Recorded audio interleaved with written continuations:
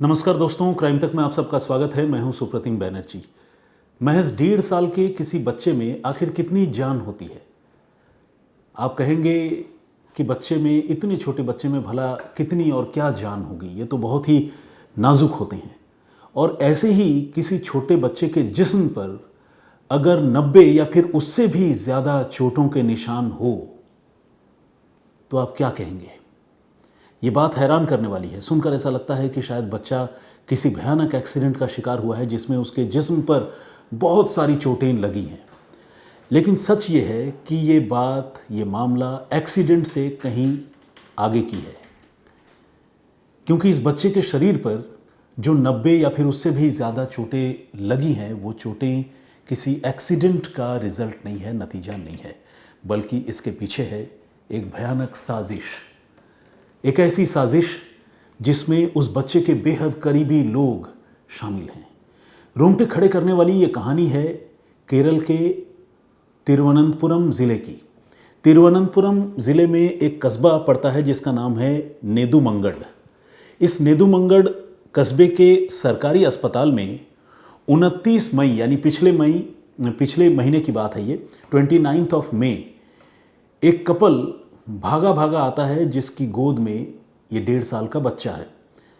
जो पिता है उसने बच्चे को अपनी गोद में उठा रखा है और वो बिल्कुल बदहवास चीखता हुआ हॉस्पिटल की इमरजेंसी में पहुंचता है और कहता है, साहब देखिए, बच्चे के गले में कुछ अटक गया है। डॉक्टर जो इमरजेंसी में होते हैं वो भी इस मामले की गंभीरता को समझते हैं, क्योंकि मामला बच्चे से जुड़ा हुआ है और गले में कुछ अटकने का मतलब सांस रुकना। और बच्चे की हालत ऐसी है जिसे देखकर लगता है बिल्कुल जैसे उसके हाथ पांव ढीले पड़ गए हों।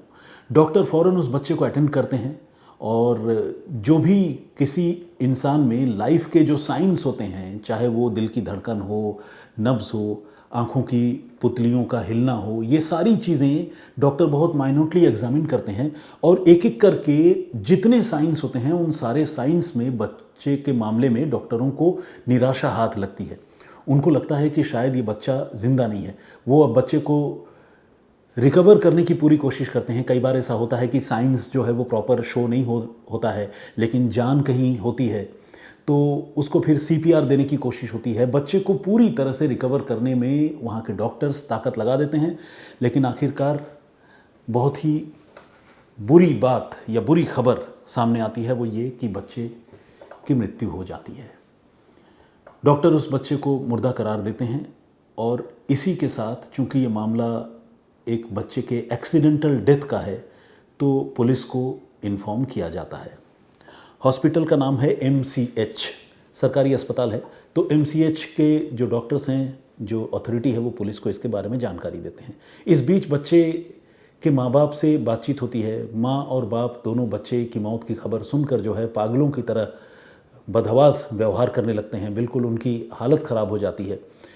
उनसे पूछा जाता है कि भाई हुआ क्या, अचानक कैसे बच्चे की गले में क्या अटक गया? तो उन्होंने बताया कि अभी कुछ देर पहले ही बच्चे ने खाना खाया था और खाना खिलाने के बाद हमने उसे पानी भी पिलाया और इसके बाद वो सोने की तैयारी कर रहा था, लेकिन इसी बीच उसमें बेचैनी के सिम्टम्स जो है हमें नज़र आए। वो छटपटा रहा था और सांस लेने के लिए स्ट्रगल कर रहा था। तो हमने उसकी पीठ पर थपकी भी लगाई और उसका सिर थोड़ा नीचे किया ताकि अगर गले में कुछ फूड पार्टिकल अगर फंसा हुआ हो तो वो बाहर आ जाए। और इस बच्चे ने थोड़ी सी उल्टी भी की, लेकिन इसके बाद फिर बिल्कुल वो ढीला पड़ गया और तब हम हॉस्पिटल आए आपके पास। ये सारी बातें उस बच्चे के पेरेंट्स ने डॉक्टर्स को बताई। पुलिस जब मौके पर पहुंची तो पुलिस को भी बच्चे के माँ बाप ने वही बात बताई।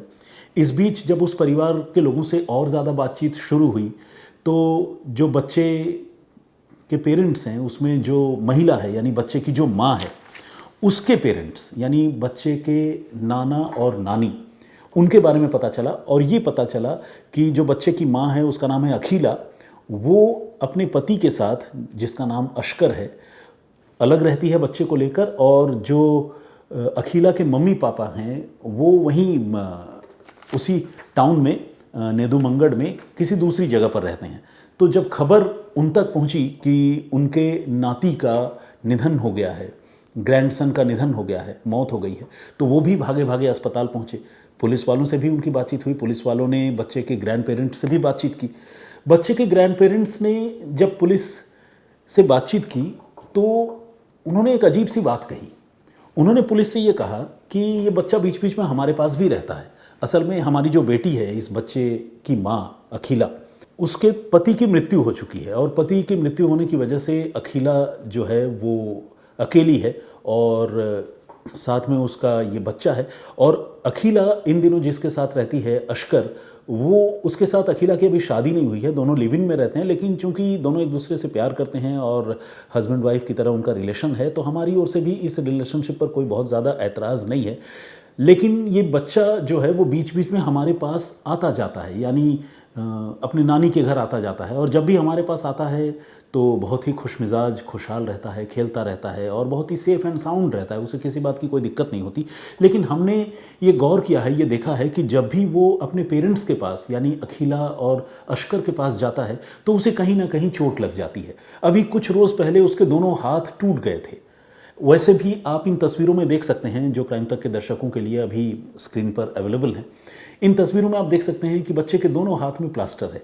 1.5 साल का एक छोटा सा बच्चा, उसके दोनों हाथ अगर टूट जाएं तो आप समझिए कि उस बच्चे के साथ क्या हुआ होगा। मतलब जाहिर है कोई भयानक एक्सीडेंट हुआ होगा।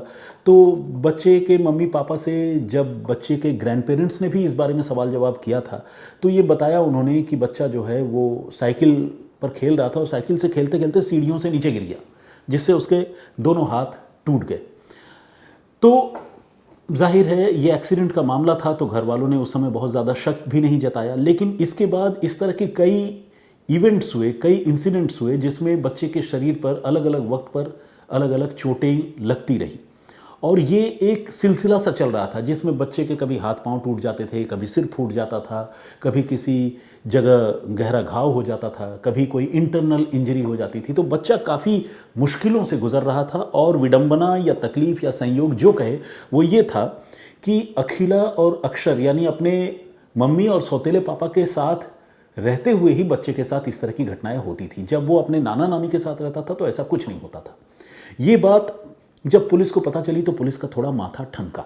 पुलिस 2 वजहों से हैरान हुई। एक तो ये कि जब वो नाना नानी के साथ रहता था तो सेफ़ एंड साउंड रहता था, लेकिन जब वो अपने मम्मी पापा के साथ रहता है तो वो सेफ़ एंड साउंड नहीं रहता, बल्कि वो अलग अलग एक्सीडेंट्स और मुश्किलों का सामना करता है।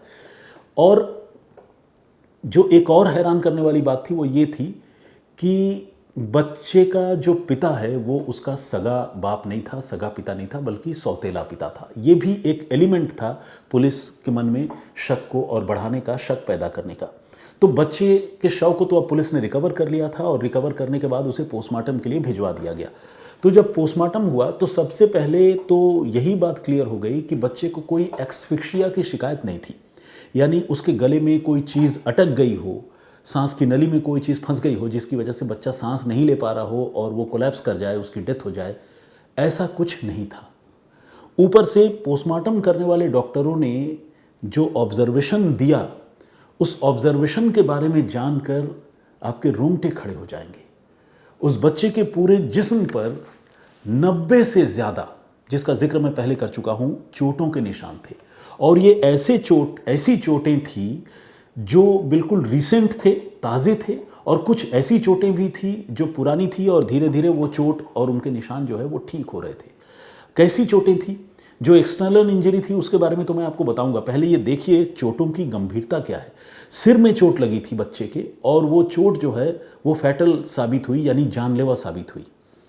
गले में कुछ अटकने वाली बात बिल्कुल गलत है। उसके सिर में चोट लगी थी जिसकी वजह से उसकी मृत्यु हुई, और इसके अलावा उसकी पसलियाँ 7 जगह से टूटी हुई थी। 7 रिब्स आर ब्रोकन, ऐसा लिखा हुआ है। तो हो सकता है एक पसली 2-3 बार टूटी हो, लेकिन 7 जगह से वो पसलियाँ टूटी हुई थी।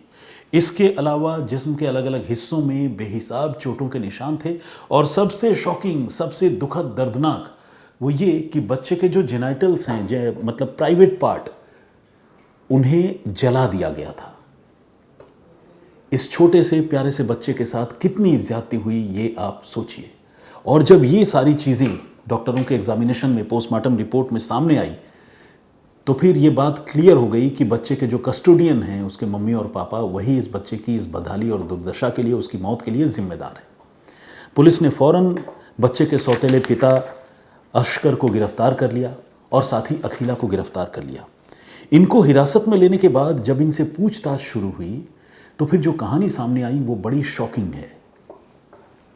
जैसा कि मैंने आपको बताया कि अखिला जो है वो सिंगल मदर थी, उसका पति उसके साथ नहीं था, और ये अशकर जो है उसके साथ अखिला का नया नया प्यार या रिलेशनशिप डेवलप हुआ था। लेकिन अशकर जब भी अखिला के करीब आने की कोशिश करता तो ये बच्चा, जो छोटा सा बच्चा है, वो कहीं ना कहीं माँ के साथ हमेशा रहता था, तो थोड़ा आड़े आता था। अब जो सगा पिता होता है, सगा बाप होता है, चूँकि उसका दिल प्यार से भरा होता है, तो वो जो है इस तरह की चीज़ों पर बहुत ज़्यादा रेसिस्ट नहीं करता या गुस्सा या वेंजेंस अपने मन में नहीं रखता। लेकिन ये जो अशकर है, ये न सिर्फ सौतेला पिता था बल्कि ये एक शैतान था, जल्लाद था। इसको लगता था कि ये छोटा सा 1.5 साल का बच्चा उसकी प्यार के आड़े आ रहा है और वो इस बच्चे को टॉर्चर करता था। जब उसे मौका मिलता था तो बच्चे को काट लेता था, जब उसे मौका मिलता था बच्चे को जला देता था, उसे कहीं ऊपर से धकेल देता था। मतलब जिस तरह से भी ब्रूटली टॉर्चर वो कर सकता था वो करता था। आप पूछेंगे कि अगर ये सौतेला बाप ऐसा करता था तो फिर उसकी माँ क्या करती थी? माँ ने कभी इसका विरोध नहीं किया। आपको जानकर हैरानी होगी कि उसकी माँ को इस बात पर कोई एतराज़ नहीं था। वो ऐसी माँ थी जिसकी आंखों के सामने उसके कलेजे के टुकड़े को उसका आशिक टॉर्चर किया करता था, बर्बरता की सारी हदों को पार कर, और वो माँ ये सब कुछ देखा करती थी। यानी वो एक तरह से इस सारे हीनियस एक्टिविटी की, ये बर्बर हरकत की वो गवाह थी और एक तरह से साइलेंट सपोर्टर थी। उसे भी लगता था कि ये बच्चा जो है हमारे रिलेशनशिप के बीच में एक बोझ है और इसीलिए अगर ये मर भी जाए तो मुझे कोई दुख नहीं है। तो इसका नतीजा ये हुआ कि तकरीबन 2-3 महीनों तक लगातार इस बच्चे को ये दोनों पेरेंट्स टॉर्चर करते रहे। कभी जलाते रहे, कभी काटते रहे, कभी धकेलते रहे, कभी फेंकते रहे, बुरी तरह से टॉर्चर करते थे। और बच्चा जितना तड़पता था, इन दोनों को उतनी खुशी मिलती थी। आप पूछेंगे ये कौन सी बीमारी है, ऐसा क्यों होता है? तो इसके लिए एक इंग्लिश में वर्ड है, बेसिकली ये साइकोलॉजी का पार्ट है, ह्यूमन साइकोलॉजी का। उसको कहते हैं सैडिस्टिक प्लेजर। यानी किसी को तकलीफ देकर, किसी को तड़पता हुआ देखकर उसमें आनंद की अनुभूति करना। ये वो सिरफिरे लोग थे जो इंसान के भेष में जल्लाद तो खैर अपनी ड्यूटी करता है, इंसान के भेष में शैतान, जो एक छोटे से बच्चे के साथ इस तरह की ज्यादती करते हुए भी जो है उनके हाथ नहीं कांपते थे। और ये सिलसिला लगातार चल रहा था। अब तफ्तीश में पता चला है कि दोनों हाथ इन्होंने धक्का मारकर उसे नीचे गिराकर पटक कर तोड़ दिए थे। इसी तरह से बच्चे के पूरे जिस्म पर चोट के निशान थे, जेनिटल पार्ट्स को जलाया गया था। और जिस दिन इस बच्चे की मौत हुई उस दिन इस बच्चे के सिर को उसके इसी शैतान बाप ने दीवार से टकराया था। और एक बार नहीं, कई बार। बच्चा तड़प रहा था, रो रहा था, लेकिन लगातार उसके सिर को वो दीवार में टकराता रहा और इंटरनल इंजरी, इंटरनल हैमरेज या ब्लड लॉस ऐसा हुआ जिसकी वजह से वो बच्चा कोलैप्स कर गया और उसके हाथ पांव ढीले पड़ गए। मौत तो होनी थी बच्चे की, वो मौत के लिए ये सब कोशिशें कर भी रहे थे। किश्तों में एक तरह से देखा जाए तो मौत दे रहे थे। इतने हैवान थे कि बच्चे को इस तरह से मार रहे थे। मैं तो बताते हुए भी मुझे लग रहा है कि भाई ऐसा कैसे हो सकता है, लेकिन ऐसा होता है जुर्म की दुनिया में, क्राइम की दुनिया में। लोग ऐसे भी होते हैं इस दुनिया में। तो जब उस बच्चे की मौत हो गई तो इनको लगा कि अब क्या करें, अब तो फंस जाएंगे। तो फिर इन्होंने ड्रामा किया कि बच्चे के गले में कुछ अटक गया है और वो हॉस्पिटल गए और उनको लगा कि बच्चे की मौत हो जाएगी तो बच्चे को गोद में लेकर जैसे गए थे वैसे ही वापस आ जाएंगे रोते हुए। लेकिन अस्पताल के लोगों ने इस मामले को गंभीरता से लिया और उन्होंने पुलिस को इन्फॉर्म किया। द न्यू इंडियन एक्सप्रेस एक अखबार है, उसने इसके बारे में डिटेल्ड स्टोरी की है, डिटेल्ड खबर छापी है और उसमें ये क्लियरली लिखा हुआ है। मैं उसके कुछ लाइन आपको सुनाता हूँ, आप समझिए। पोस्टमार्टम रिपोर्ट के हवाले से ये बात है।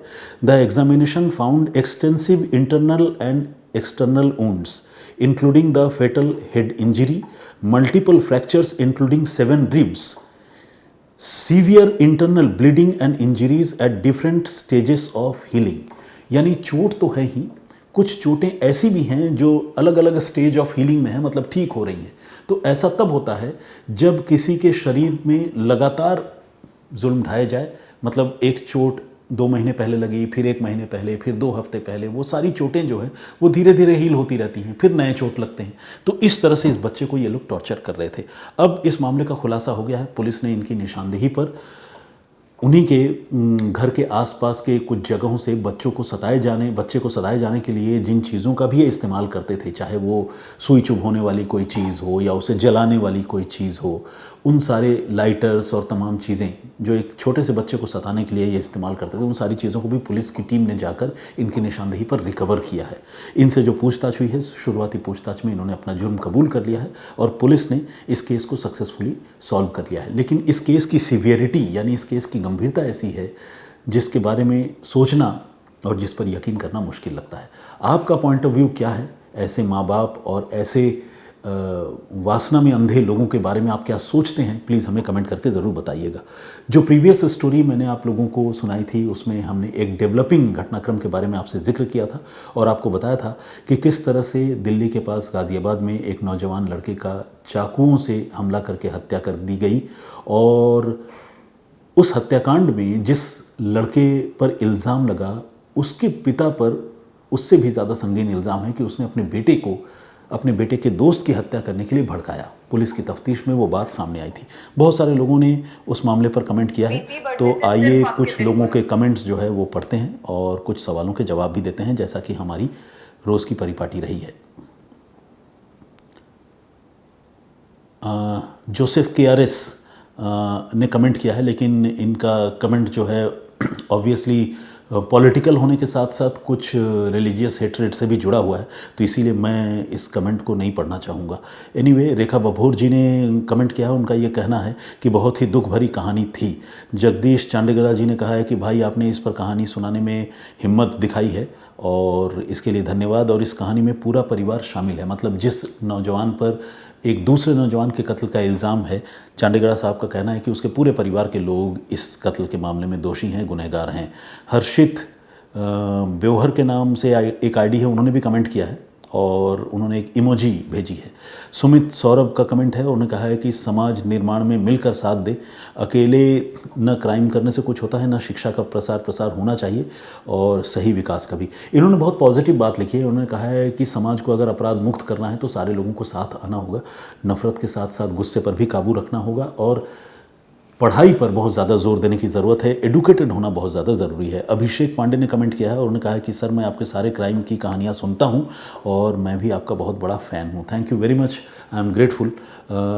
मैं मतलब इस काबिल तो नहीं हूँ कि आप अपने आप को मेरा फ़ैन कहें, मतलब मुझे नहीं लगता कि कोई ऐसी बात है, लेकिन हाँ, आपको मेरी कहानियाँ पसंद आती हैं, ये मेरे लिए बहुत बड़ी बात है। मैं ग्रेटफुल हूँ, मतलब थैंक यू वेरी मच।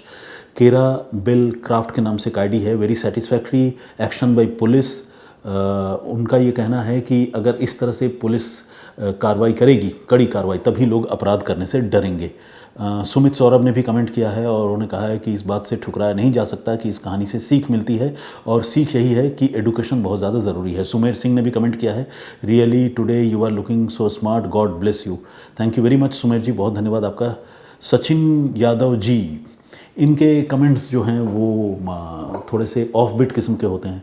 इन्होंने जिस घटनाक्रम का मैंने जिक्र किया था उसमें जो विक्टिम लड़का है उसके शर्ट की कलर के साथ मेरे शर्ट के कलर का कंपैरिजन किया है और कहा है कि ज़माना बदल गया लेकिन आप नहीं बदले। उन्होंने मेरे लिए ये बात कही है।